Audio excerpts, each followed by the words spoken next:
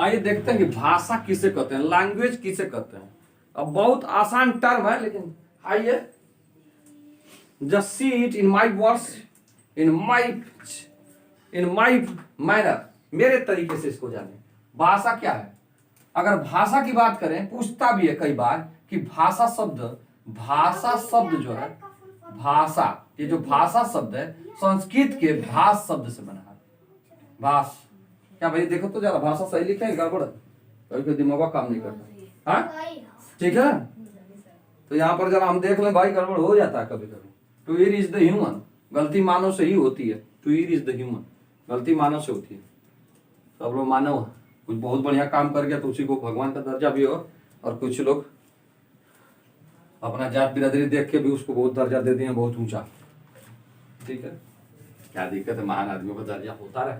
तो ये भाषा शब्द जो है संस्कृत के भाष शब्द से मिलकर बना, भाष से बना है, जिसका अर्थ होता है बोलना, जिसका अर्थ है बोलना। अब बताइए, भाषा संस्कृत के भाष से बना है। भाष का मतलब बोलना, यानी कि भाषा का मतलब क्या है? बोलना।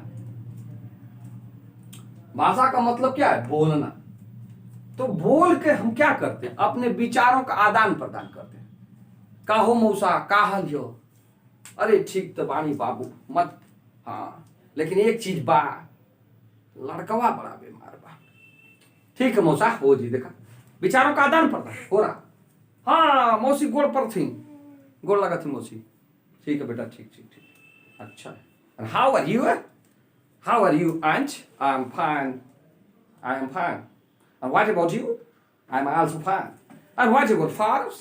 देखिए अंग्रेजवा इस तरह बोलेगा, हाँ कैसे हो आंटी? मैं ठीक हूँ बेटा। हाँ तुम्हारे पापा कैसे हैं? What about your father?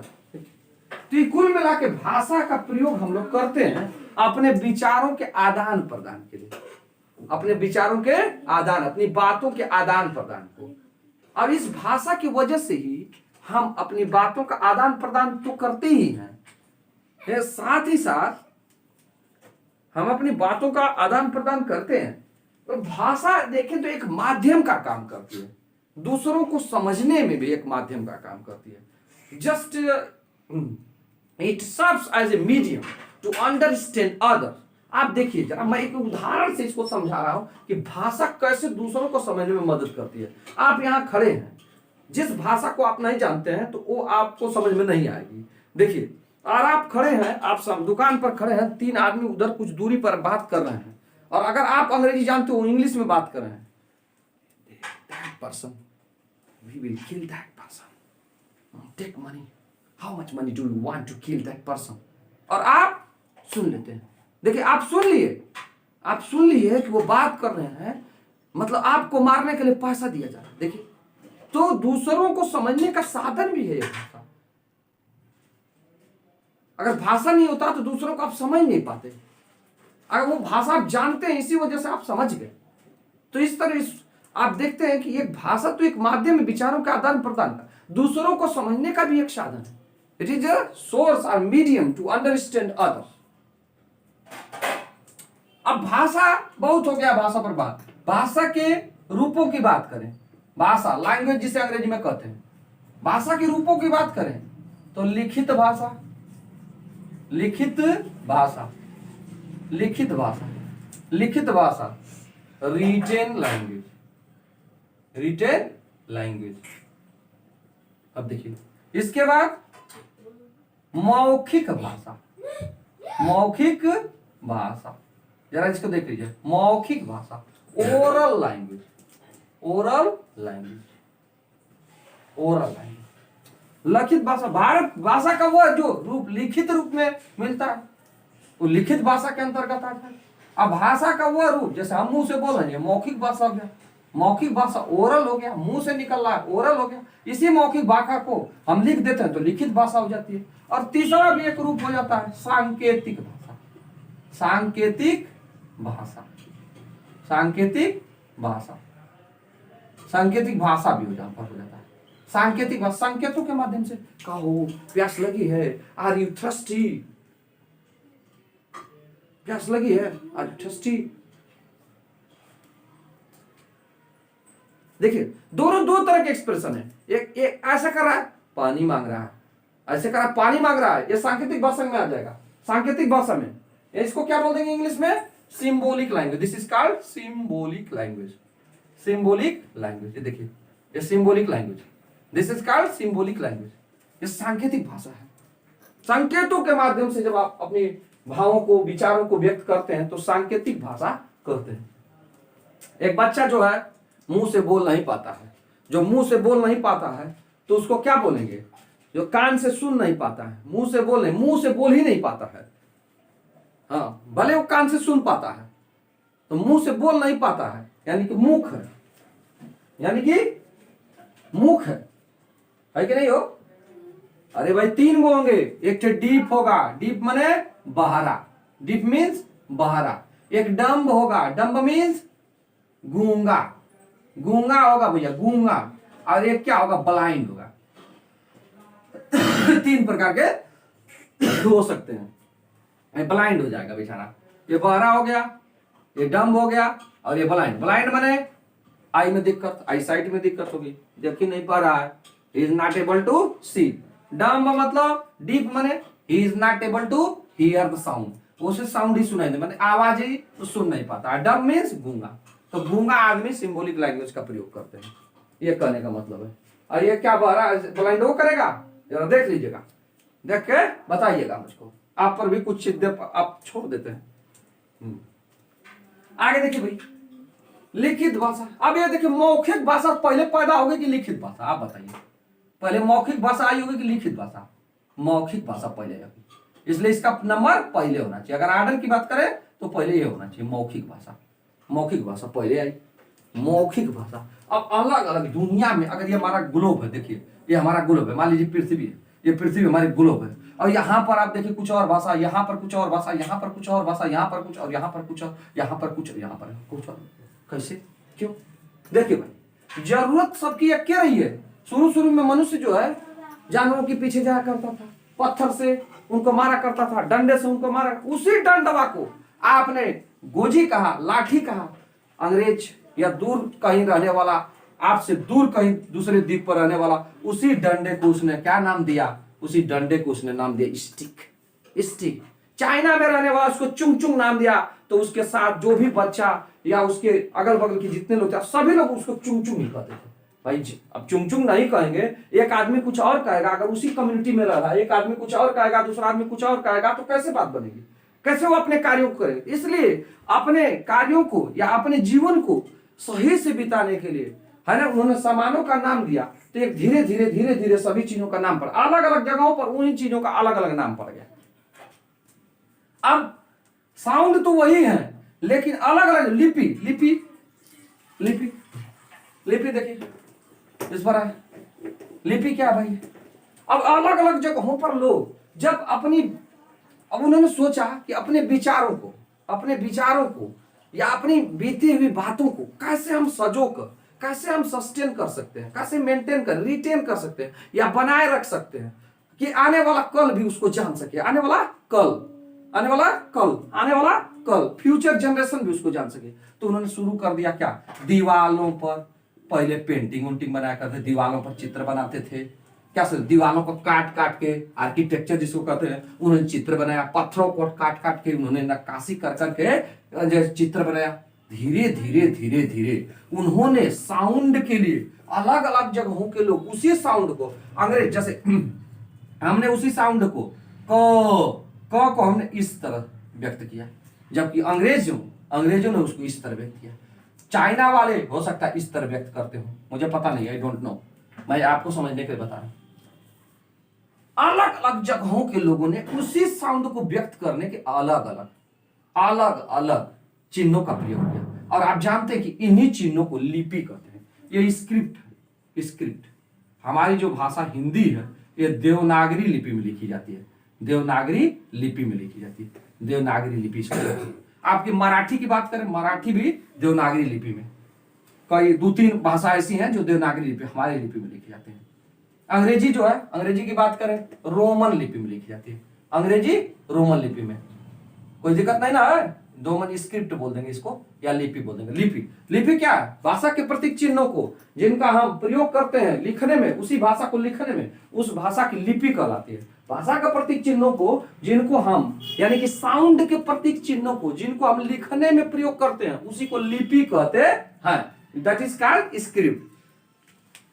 The mark which is used, which is the certain or definite mark of the sound of a language, which is that are used in writing are called script.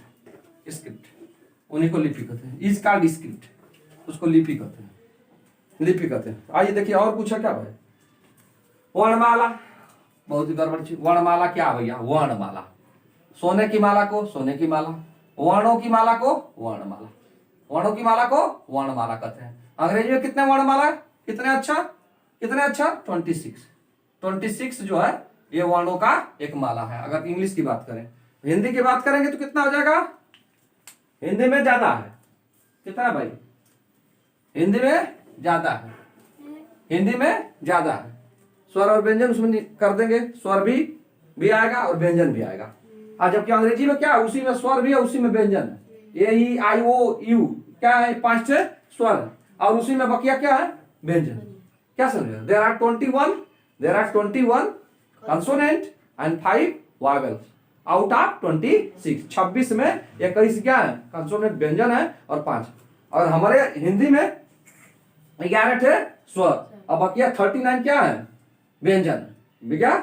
39 व्यंजन है। और उनमें भी अब क्या विभेद है, उनमें भी डिफरेंस है, बाद में देखा जाएगा उसको। तो वर्णों की माला को वर्णमाला है, क्या समझे? वर्णों की मालों का वर्णमाला। फूलों की माला को फूलमाला है कि नहीं? फूलों की माला को फूलमाला कहेंगे, फूल का माला फूलमाला। हाँ, और क्या नाम ऐसा रख देंगे, और क्या दिक्कत है?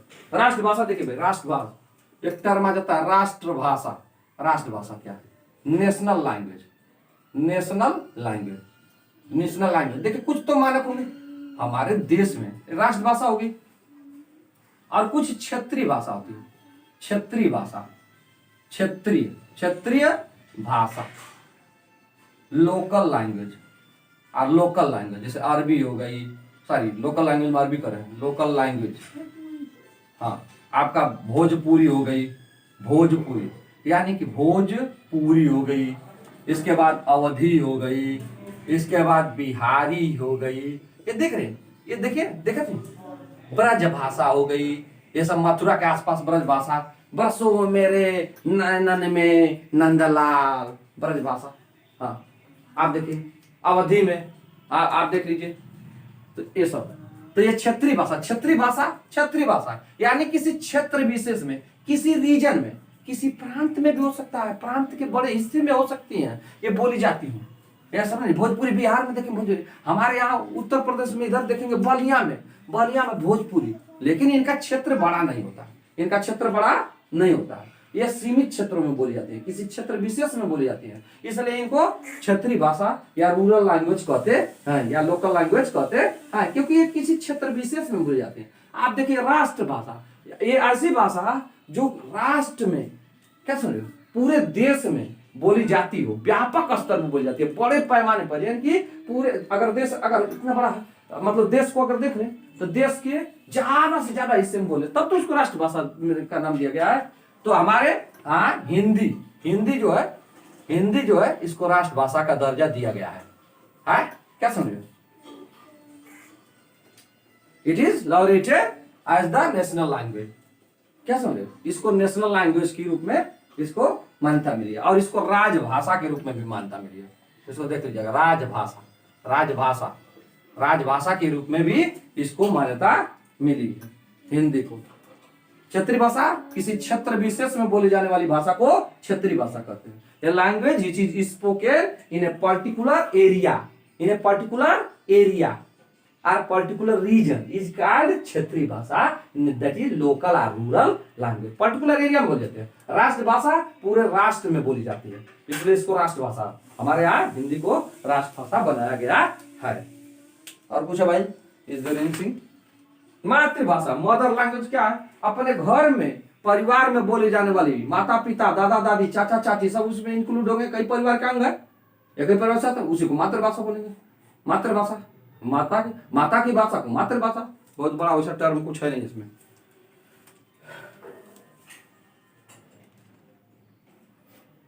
अब इसमें आ जाता है बोली।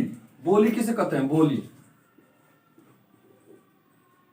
यही बोली में यही सब आ जाएगा, भोजपुरी अवधी बिहारी। बोली क्या है? किसी सीमित क्षेत्र में बोली जाने वाली भाषा को किसी सीमित क्षेत्र में, लिमिटेड एरिया में, सर्टेन रीजन में बोली जाने वाली भाषा को हम बोली कहते हैं। जैसे भोजपुरी, अवधी, बिहारी, ब्रज, ये सब क्या है? बोलियां। यही सब क्षेत्रीय भाषा या लोकल भाषा के अंतर्गत भी आ जाएंगे, यानी कि सीमित क्षेत्र में बोली जाती है। तो ये बोली हो गई। आइए जो व्यापक स्तर पर या व्यापक है कि नहीं, एरिया में बोली जाती है, बहुत बड़े क्षेत्र में किसी देश के, तो राष्ट्रभाषा में आ जाएगी। क्या समझ रहे हैं? और कुछ है नहीं, और कुछ नहीं। आइए देखते हैं भाषा और भाषा, कुछ भाषाओं को देखते हैं। भाषा देखते हैं, एक यहां पर खींच लेते हैं, भाषा और लिपि। भाषा और लिपि आइए देख लेते हैं। भाषा, लैंग्वेज, इसको बोल दीजिए लैंग्वेज, इसको बोल दीजिए स्क्रिप्ट। तो कि दो भाषा तो कम से कम जानना ही चाहिए, at least you have to know 2 language. अभी तो दिन तक अंग्रेज हमारे देश में रहे तो इसका प्रभाव इफेक्ट तो रहेगा ही ना, है कि नहीं? तो भाषा, हिंदी किस में लिखी जाती है? हिंदी हो गई देवनागरी लिपि। देवनागरी लिपि देखिए, Hindi this is written in Devanagari लिपि। आप देखिए कुछ और चीज भाषा, Sanskrit mother of all language. भाई ये मदर है सभी भाषाओं की, ऐसा माना जाता है। It is suppose to be that the Sanskrit is the language of is a language which is the mother of all language. Sanskrit ये भी देवनागरी लिपि। इसके बाद कौन सी भाषा भैया? नेपाली क्या है? ये भी देवनागरी लिपि, देख लीजिए इसको। इसके बाद क्या है? मराठी भी क्या भैया? देवनागरी लिपि। कितना मजेदार है, मराठी देवनागरी लिपि। और क्या भाई? पंजाबी, पंजाब में पंजाबी ये सब व्यापक स्तर पर ये सब बोली जा रही है। पंजाबी क्या है? गुरुमुखी लिपि में। आइए और देख लेते हैं अंग्रेजी। बहुत अच्छा, इंग्लिश जो है अंग्रेजी किस में हो जाएगी? वो रोमन लिपि में। अंग्रेजी रोमन लिपि में। और क्या भाई? उर्दू देखो भाई, उर्दू किस में है भैया? बता दो। उर्दू किस में भाई? एकदम गलत जवाब, रॉन्ग आंसर। अरबी में है, लेकर बैठ गए। You have gone under the dust, मिट्टी में मिल गए।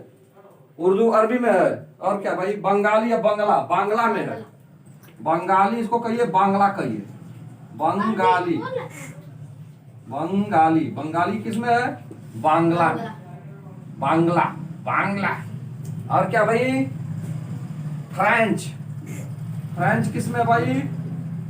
फ्रेंच किस में है? रोमन में। फ्रेंच किस में है? रोमन में है। और जर्मन भी की भाषा किस में भी है? रोमन में। आप लोग मिस कर रहे हैं भाई, इतनी छोटी छोटी चीजों को मिस ना करिए। देखिए ये भाषाएं हो गई, इनकी लिपियां हो गई।